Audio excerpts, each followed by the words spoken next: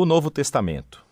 Se você abrir o índice de uma Bíblia, verá duas grandes coleções, o Antigo e o Novo Testamento. A palavra testamento se refere a uma parceria de aliança, que é do que tratam essas duas coleções. Elas contam uma história épica e complicada da aliança de Deus com Israel e com toda a humanidade.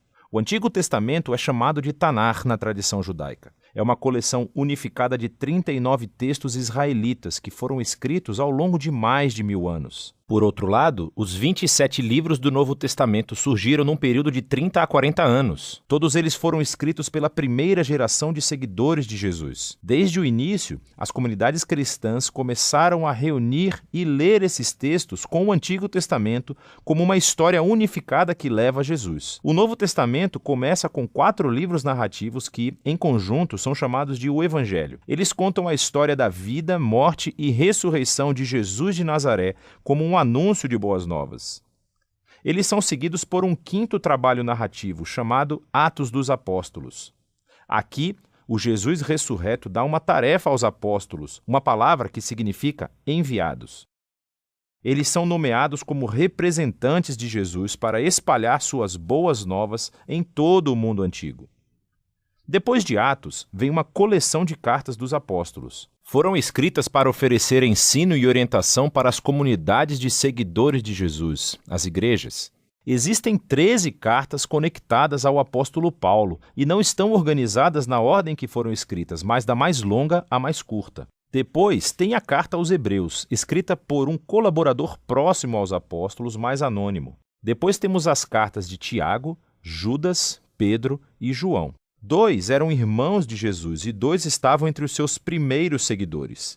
O último livro do Novo Testamento é o Apocalipse, uma carta a 7 igrejas que revela uma palavra profética de desafio e conforto a todos os seguidores de Jesus.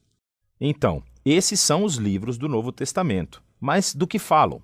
E como eles se conectam ao Antigo Testamento para formar uma história unificada? Pense assim. A Bíblia é uma longa narrativa épica com vários movimentos ou atos. O Antigo Testamento relata a primeira série de atos que te dão tudo o que você precisa para entender a história que se segue. Os temas centrais e o conflito do enredo são organizados em padrões de enredo. E no Novo Testamento, eles são retomados e nos levam ao clímax da história em Jesus. Deixa eu te mostrar o que eu quero dizer. O primeiro ato é sobre Deus e toda a humanidade. Deus fornece um lindo templo em forma de jardim para os humanos, criados para governarem o mundo com ele. Mas os seres humanos são tolos. Caem em uma tentação obscura e se rebelam contra a sabedoria de Deus. Então acabam exilados no deserto, onde começam a matar uns aos outros. Eles constroem cidades que espalham seu egoísmo e opressão, levando à grande cidade perversa da Babilônia. Mas Deus ama o mundo e os seus habitantes tolos, então promete um resgate com a chegada de um novo ser humano que destruirá o mal que nos levou à autodestruição. O próximo ato da história bíblica é sobre Deus e Israel e desenvolve os temas e padrões do primeiro ato. Deus chama uma nova humanidade para deixar a Babilônia rumo a uma terra que é como um incrível jardim. Abraão, Sara e seus descendentes, os israelitas.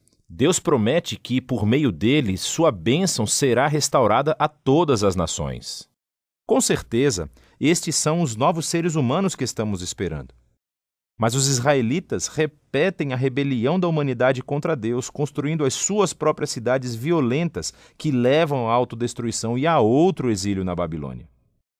Mas Deus sustenta a sua promessa de que o novo ser humano virá da linhagem de Abraão. Será um sacerdote rei que agora terá que resgatar Israel e a humanidade da Babilônia para restaurar a bênção de Deus para o mundo. Veja como esses 2 atos seguem o mesmo padrão. O segundo ato é uma versão mais longa e violenta do primeiro, explorando a trágica condição humana. Mas também destacam a promessa de Deus, que é desenvolvida no próximo ato, os profetas e os poetas do Antigo Testamento. Os profetas acusaram Israel e todas as nações de sua maldade e anunciaram que o próprio Deus viria trazer o dia do Senhor e libertar o seu mundo da Babilônia. Ele faria isso por meio de um sacerdote rei, prometido, que vai sofrer como um escravo e morrer pelos pecados de Israel e de toda a humanidade. Mas depois será exaltado como rei sobre as nações. Ele chamará outros a deixarem a Babilônia e se unirem ao novo povo da aliança, que será parceiro de Deus, para governar uma nova Jerusalém, ou seja, uma nova criação. Assim, o Antigo Testamento termina apontando para um novo ato na história. E quando você entra no Novo Testamento, é a mesma história que agora é levada adiante em Jesus. Vamos ver como. Os 4 evangelhos apresentam Jesus tanto como o filho de Abraão que restaurará a bênção de Deus para as nações, como o novo ser humano que derrotará o mal e restaurará a humanidade à parceria com Deus. Então Jesus é retratado como um ser humano e muito mais. Ele saiu anunciando a chegada do prometido reino de Deus, falando e agindo como se fosse o rei divino de Israel. Mas em vez de se chamar de rei, Jesus se referiu a si mesmo como o Filho do Homem, ou seja, o ser humano que agiria como um servo. Os evangelhos estão afirmando que, em Jesus, o Deus de Israel se tornou o israelita fiel e o verdadeiro humano que fomos criados para ser, mas falhamos. A missão de Jesus era confrontar o mal sombrio que se esconde sob a maldade humana e nos seduz ao egoísmo, violência e morte. Mas como você derrota esse tipo de mal? A resposta surpreendente nos evangelhos é que Jesus venceu o nosso mal permitindo que o matasse no seu trono paradoxal, a cruz, onde morreu pelo mal e pecado da humanidade. Foi ali que ele praticou o que ensinou, que a não violência, o perdão e o amor altruísta são as coisas mais poderosas do universo. E porque o amor de Deus pelo seu mundo é mais forte que o mal ou a morte, Jesus foi ressuscitado como o protótipo de uma nova humanidade. E isso nos leva à história de Atos. Pelo Espírito, Deus capacita os seguidores de Jesus a espalharem sua vida e seu amor, convidando pessoas a se unirem à família multiétnica de Jesus, a nova humanidade. É aqui que as cartas dos apóstolos se encaixam na história. Eles se comunicam com as primeiras comunidades cristãs e mostram como as boas novas sobre o Rei Jesus mudaram a história e devem mudar tudo em nossas vidas.